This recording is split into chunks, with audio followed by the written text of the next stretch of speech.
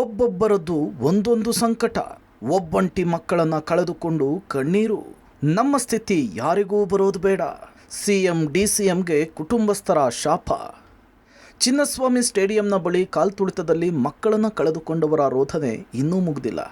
ಒಬ್ಬಂಟಿ ಮಕ್ಕಳನ್ನು ಕಳೆದುಕೊಂಡವರ ಕಣ್ಣೀರು ಮುಗಿಲು ಮುಟ್ಟಿದೆ. ಇವತ್ತು 3 ದಿನಗಳ ಕಾರ್ಯ ನಡೆಸಿದ ಕುಟುಂಬಸ್ಥರು ಸರ್ಕಾರಕ್ಕೆ ಕಣ್ಣೀರಿನ ಶಾಪ ಹಾಕಿದ್ದಾರೆ. ಕರುಳು ಹಿಂಡೋ ಕಥೆಗಳು.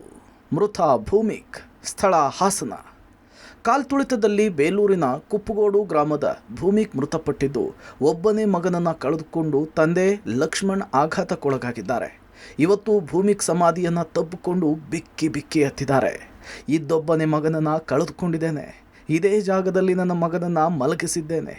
ನನ್ನ ಮಗನಿಗೋಸ್ಕರ ಮಾಡಿದ್ದಿದ್ದು. ಈ ತರಹದ ಪರಿಸ್ಥಿತಿ ಯಾವ ತಂದೆಗೂ ಬರೋದು ಬೇಡ ಅಂಥೇಳಿ ಕಣ್ಣೀರು ಹಾಕಿದ್ದಾರೆ. ಈ ತರ ಪರಿಸ್ಥಿತಿ ಬೇರೆ ಯಾರು ತಂದೆ ತಾಯಿಗೂ ಬರೋಬೇಡ. ನನ್ನ ಮಗನಿಂದ ಮಲಗಿದ್ದೀನಿ, ನನ್ನ ಮಗನ ಜೊತೆ ಮಲಗಿದ್ದೀನಿ, ನನ್ನ ಮಗನ ಜೊತೆ ಮಲಗಿದ್ದೀನಿ.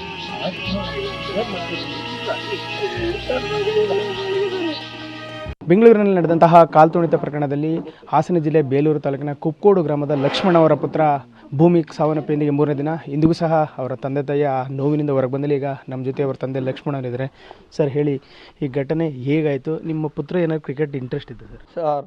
ಅವನು ದೇವ್ರಂತ ಮನ್ಸ ಸರ್. ಅವನು ಆ ಕ್ರಿಕೆಟ್ ಹುಚ್ಚಿಡ್ದು ಬೆಳೆದನಲ್ಲ. ಅವನು ಸ್ವಂತ ಕ್ಲೋಸ್ ಫ್ರೆಂಡಿಗೂ ಹೇಳಿಲ್ಲ ನನ್ನ ಕಾಲೇಜ್ ಬಿಡ್ತು ಅಂತ ಒಂದು ಮೆಸೇಜ್ ಹಾಕಿದ್ದಾನೆ. ಈ ಬರ್ತಾವೆ ಹುಡುಗರು 10-15 ಹುಡುಗರೆಲ್ಲ ಹೋಗ್ತಿದ್ದಾರಲ್ಲ ಅಂತ ಅವ್ರ ಅಮ್ಮನ ಕೇಳಿದ್ದಾನೆ. ಅಮ್ಮ, ನಾನು ಎಲ್ಲರೂ ಹೋಗ್ತಿದ್ದಾರೆ, ಸ್ಟೇಡಿಯಂ ನೋಡಿಲ್ಲ, ಸ್ಟೇಡಿಯಂ ನೋಡ್ಕೆ ಬರ್ತೀನಿ ಅಂತ ಹೋಗಿದ್ದಾನೆ. ಬಿಟ್ಟರೆ ಅವನಿಗೆ ಹೋಗ್ತೀನಿ ಅಂತಲೂ ಇಲ್ಲ. ಅಪ್ಪ ಹೇಳಿದರೆ ಎಲ್ಲಿ ಕಳಿಸಲ್ಲ ಅಂತೇಳ್ಬಿಟ್ಟು ಅಮ್ಮಗೆ ಮಾತ್ರ ಒಂಚೂರು ವೀಡಿಯೋ ಕಾಲ್ ಮಾಡಿಬಿಟ್ಟು ಎಷ್ಟೊಂದು ಕ್ರೌಡ್ ಇದೆ, ಇದಿಷ್ಟು ಕ್ರೌಡ್ ಇದೆ ಅಂತ ಅಮ್ಮ ತಿರುಗಿ ಮಾತಾಡೋದ್ರೊಳಗಡೆ ನೆಟ್ವರ್ಕ್ ಕಟ್ ಆಗೋಗ್ಬಿಟ್ಟಿದೆ. ಅವಳು ಕಳ್ಸೋಕೆ ಇಷ್ಟಪಟ್ಟಿರಲಿಲ್ಲ. ಅವನು ಅಪ್ಪಟ ಚಿನ್ನ ಥರ ಇದ್ದ ನನ್ನ ಮಗ. ಅವನು ಇಲ್ಲಿಂದ ಹುಟ್ಟಿದ ಊರಿಂದ ಹಿಡ್ಕೊಂಡು ಅವನು ಹೋಗಿರೋ ಕಾಲೇಜ್ವರೆಗೂ ಕೇಳಿ ನೋಡಿ, ಅಂಥ ಹುಡುಗ, ಅಂಥ ದೇವ್ರಂಥ ಹುಡುಗ ಸಿಗ್ತಾನ ನನಗೆ? ನಾನು ಅವ್ನು ಕಳ್ಕೊಂಡು ಇನ್ನು ಜೀವನ ಪೂರ್ತಿ ಇರಬೇಕಾ ಅನ್ನೋದೇ ನನ್ನ ಮನಸ್ಸಲ್ಲಿ ಆಗ್ಬಿಟ್ಟಿದೆ. ಭಾಳ ಕಷ್ಟ ಆಗ್ಬಿಟ್ಟಿದೆ, ಭಾಳ ಕಷ್ಟ. ಹೇಳ್ಕೊಳಕ್ಕಾಗ್ತಾಯಿಲ್ಲ. ಬಂದಿದ್ದೀರಾ, ನಾನು ಊಟ ಮಾಡಿ 3 ದಿವಸ ಆಯಿತು. ನನ್ನ ಮಗಳು ಒಬ್ಬಳಿದ್ದಾಳೆ, ಅವಳು ಪೋರ್ಸಿಗೋಸ್ಕರ ನಾನು ಬದುಕ್ತಾ ಇದ್ದೀನಿ, ಇದು ಮಾಡ್ತಾಯಿದ್ದೀನಿ, ಉಸಿರಾಡ್ತಾ ಇದ್ದೀನಿ. ಅವ್ರ ತಾಯಿ ಎದ್ದು ತಿರುಗಾಡೋ ಪರಿಸ್ಥಿತಿನಲ್ಲಿ ಇಲ್ಲ. ಆ ಥರ ಒಂದು ಸಿಚುವೇಶನಿಗೆ ನಮ್ಮ ಕರ್ನಾಟಕ ಸರ್ಕಾರದ ಇದರಿಂದ ನನ್ನ ಮಕ್ಕಳನ್ನ, ನನ್ನಂಥ 11 ತಂದೆ ತಾಯಿ ಮಕ್ಕಳನ್ನ ಅನಾಥ ಮಾಡಿದ್ದು ಅಂದರೆ ನಮ್ಮ ಈ ಕರ್ನಾಟಕ ಸರ್ಕಾರ. ಇವ್ರ ಯೋಗ್ಯತೆಗೆ ಒಂದು ಆಂಬುಲೆನ್ಸ್ ಮಾಡೋ ಯೋಗ್ಯತೆ ಇರಲಿಲ್ವಾ? ಪೊಲೀಸ್ ಜೀಪಿನಲ್ಲಿ ತಗೊಂಡು ಹೋದ್ರಂತೆ, ಎತ್ತಾಕೆಂದು ಹೋಗಿದ್ದಾರೆ ಪೊಲೀಸ್ ಜೀಪಲ್ಲಿ. ಅಥವಾ ಒಂದು ಆಂಬುಲೆನ್ಸ್ ಸೌಕರ್ಯ ಮಾಡೋವಷ್ಟು ಇವ್ರಿಗೆ ಒಂದು ಕಾಮನ್ ಸೆನ್ಸ್ ಇಲ್ವಾ? ಇವ್ರು ಆ ಯೋಗ್ಯತೆಯಲ್ಲಿ, ಆ ಜಾಗ್ರತೆಯಲ್ಲಿ ಇರೋದಕ್ಕೆ ಯೋಗ್ಯತೆ ಇಲ್ಲದೆ ಇರೋರು ಈ ನಮ್ಮ ಚೀಫ್ ಮಿನಿಸ್ಟ್ರು, ನಮ್ಮ ಹೋಮ್ ಮಿನಿಸ್ಟ್ರು, ನಮ್ಮ DK ಶಿವಕುಮಾರ್ ಸಾಹೇಬರು. ಇವ್ರು 3 ಜನ ಯೋಗ್ಯತೆ ಇಲ್ದರು. ನನ್ನ ದುಡ್ಡಲ್ಲಿ ಇವರು ಸರ್ಕಾರ ನಡೆಸ್ತಿದ್ದಾರೆ. ನಮ್ಮಂಥ ಸರ್ಕಾರ ಟ್ಯಾಕ್ಸ್ ಕಟ್ಟಿ ಇವರು ಮೋಜು ಮಸ್ತಿ ಮಾಡ್ತಾಯಿದ್ದಾರೆ. ಇದೆಲ್ಲ ಅಲ್ಲ. ನಾವು ಟ್ಯಾಕ್ಸ್ ಕಟ್ಟಿ ನಮ್ಮ ಒಂದು ಜನತೆಗೆ ಒಳ್ಳೇದಾಗಲಿ, ಏನೇ ಆಗಲಿ ಅಂತ ಮಾಡಿದ್ದು. ಆದರೆ ನನ್ನಂಥ ಮಕ್ಕಳನ್ನ ಕಳ್ಕೊಳ್ಳೋ ಪರಿಸ್ಥಿತಿನ ಈ ಸರ್ಕಾರ ಮಾಡ್ತಲ್ಲ. ತುಂಬ ದುರದೃಷ್ಟ, ದುರದೃಷ್ಟ, ದುರದೃಷ್ಟ, ದುರದೃಷ್ಟ. ಈಗ ಘಟನೆ ಆದಮೇಲೆ ಸರ್ಕಾರ ಒಂದಿಷ್ಟು ಪೊಲೀಸರನ್ನ ಅಮಾನತು ಮಾಡಿದೆ, ಒಂದಿಷ್ಟು ಕ್ರಮಗಳನ್ನ ತೆಗೆದುಕೊಂಡಿದೆ. ಇಷ್ಟು ಸರಿ ಅಂತೀರಾ ಸರ್? ಇದು ಸರಿನಾ? ಇವ್ರ ಯೋಗ್ಯತೆಗೆ ಬೆಂಕಿ ಹಾಕ. ಅವ್ರ ಪಾಪದವ್ರು ಅವ್ರ ಕೆಲಸ ಅವ್ರು ಮಾಡಿದ್ದಾರೆ. ಪೊಲೀಸ್ ಜೀಪಲ್ಲಿ ಮಕ್ಕಳನ್ನ ತಂದು ಹಾಸ್ಪಿಟ್ಲಿಗೆ ಸೇರಿಸಿದ್ದಾರೆ. ಅವ್ರನ್ನ ಸಸ್ಪೆಂಡ್ ಮಾಡೋಕತ್ತೈತ. ಇವ್ರ ವೈಫಲ್ಯನ ಮುಚ್ಚಾಕೋದಕ್ಕೋಸ್ಕರ ಅವ್ರು ಸಸ್ಪೆಂಡ್ ಮಾಡಿದರೆ ಏನು ಬರುತ್ತೆ? ಇದೇ ಪೊಲೀಸ್ ತಂದು ಅಲ್ಲಿ ಅಡ್ಮಿಟ್ ಮಾಡಿ ಅಲ್ಲಿ ಹಾಸ್ಪಿಟ್ಲಿಗೆ ಸೇರಿಸಿರೋದು ಪೊಲೀಸರು. ಇವರು ಅಷ್ಟು ಇನ್ಸಿಡೆಂಟ್ ನಡೆದ್ರೂ ಸ್ಟೇಡಿಯಂ ಒಳಗಡೆ ಕೂತ್ಕೊಂಡು ಇದನ್ನ ಮಾಡ್ಕೊಂಡು ತನ್ನ ಮಕ್ಕಳು ಮೊಮ್ಮಕ್ಕಳನ್ನು ಫೋಟೋ ತೆಗೆಸ್ಕೊಂಡ್ರು. 11 ಜನ ಸತ್ತೋಗಿದ್ದಾರೆ.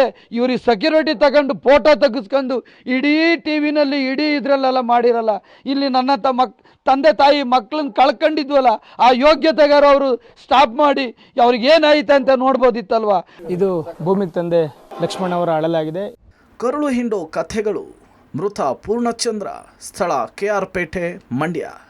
KR ಪೇಟೆಯ ರಾಯಸಮುದ್ರ ಗ್ರಾಮದ ಪೂರ್ಣಚಂದ್ರ ಕುಟುಂಬಸ್ಥರು ಕೂಡ ಇದೇ ಸ್ಥಿತಿ. ತಮ್ಮ ತೋಟದ ಮನೆಯಲ್ಲಿ ಮಗನ ಅಂತ್ಯಕ್ರಿಯೆ ನಡೆಸಿದ್ದು, ಆ ಜಾಗದಲ್ಲಿಯೇ ಇವತ್ತು ಕೂತು ತಂದೆ ಕಣ್ಣೀರು ಹಾಕಿದ್ದಾರೆ. ಮನೆಗೆ ಆಧಾರ ಸ್ತಂಭವಾಗಿದ್ದ ಮಗನನ್ನ ಕಳೆದುಕೊಂಡಿದ್ದೇವೆ. ನನ್ನ ಮಗನ ಸಾವಿನ ಕೊರಗು ಕೊನೆವರೆಗೂ ಕಾಡುತ್ತೆ ಅಂಥೇಳಿ ಪೂರ್ಣಚಂದ್ರ ತಂದೆ ಕಂಬನಿ ಮಿಡಿದಿದ್ದಾರೆ. ಕರುಳು ಹಿಂಡು ಕಥೆಗಳು. ಮೃತ ಶಿವಲಿಂಗ, ಸ್ಥಳ ಯಾದಗಿರಿ.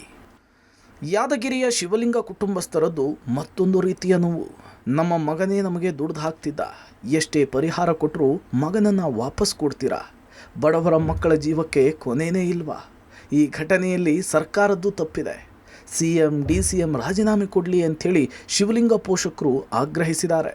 ಅವನೇ ನನಗೆ ಮುಖ್ಯ ರೀ, ಅವನೇ ನನಗಿದು ಆಸ್ತಿ ಇದ್ದಾಗ ನಾವು ಬಡವರು ದುಡ್ಕೊತಿಲ್ಲಕ್ಕೆ ಬಂದಿದ್ದೀವಿ ರೀ. ಊರು ಬಿಟ್ಟು ಊರು ನಮ್ಗೆ ಏನು ಕೊಟ್ಟಿರಿ? ಊರು ಬಿಟ್ಟು ಊರು ಬಂದದಕ್ಕೆ ನನ್ನ ಮಗನ ತೊಗೊಂಡೇ ಬಂದೀವಿ ರೀ ಅಣ್ಣ. ಸರ್ಕಾರದವ್ರು ಏನೋ ನಮ್ಮ ಮಕ್ಳಿಗೆ ಏನು ನೋಡ್ಕ್ಯಾರ ಅಂತ ಏನು ಇದು ಮಾಡಿದ್ರೆ ಸೆಕ್ಯೂರಿಟಿ ಇಟ್ರಿ, ಏನು ಇಟ್ರಿ ಹೇಳ್ರಿ? ಅಂಥ ಮಕ್ಳು ಕಳ್ಕೊಂಡು ನಾವೇನು ಬದುಕಿರ್ಬೇಕನ್ರಿ? ನನಗೆ ಅವನೇ ಒಂದು ಆಸ್ತಿ ಇದ್ದಂಗೆ ಇತ್ತು ರೀ. ನಮ್ಗೆ ಏನು ಇದ್ದಿಲ್ಲ ಅದೇ ಆಸ್ತಿ ಅಂದೀವಿ ರೀ ನಾವು. ಮಗನೇ ನಮ್ಗೆ ಆಸೆ, ಇವನೇ ನಮ್ಗೆ ದುಡ್ದಾಗ್ತದ. ಇವನವಾದ್ಮೇಲೆ ನಾವು ಎಲ್ಲಿಂದ ಬದುಕಿಲ್ರಿ. ಗೌರ್ಮೆಂಟ್ ತಪ್ಪಾಗ್ಯದ, ಗೌರ್ಮೆಂಟ್ ಇಳಿಬೇಕು. CM ಭಾರಿ ತಪ್ಪು ಮಾಡ್ಯಾರ, ಗೌರ್ಮೆಂಟ್ಲಿಂದ ತಪ್ಪಾಗಿದ್ದ.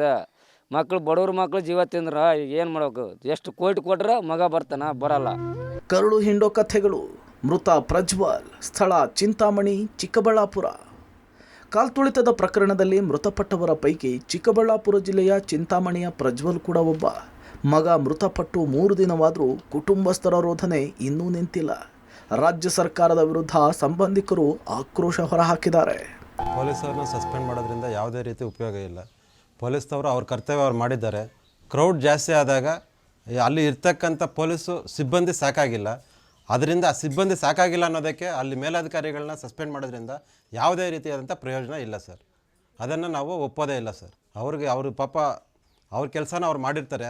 ಇದನ್ನು ಸರ್ಕಾರ ವಹಿಸ್ಕೋಬೇಕೇ ಹೊರತು ಅದನ್ನು ಬಿಟ್ಟು ಅದನ್ನು ಪೊಲೀಸವ್ರ ಮೇಲೆ ಹಾಕಿ ಅವ್ರನ್ನ ಸಸ್ಪೆಂಡ್ ಮಾಡೋದ್ರಿಂದ ಅವ್ರ ಕುಟುಂಬಗಳು ಹಾಳಾಗ್ತವೆ ಹೊರತು ಇದರಿಂದ ನಮಗಂತೂ ಯಾರಿಗೂ ಉಪಯೋಗ ಇಲ್ಲ ಸರ್.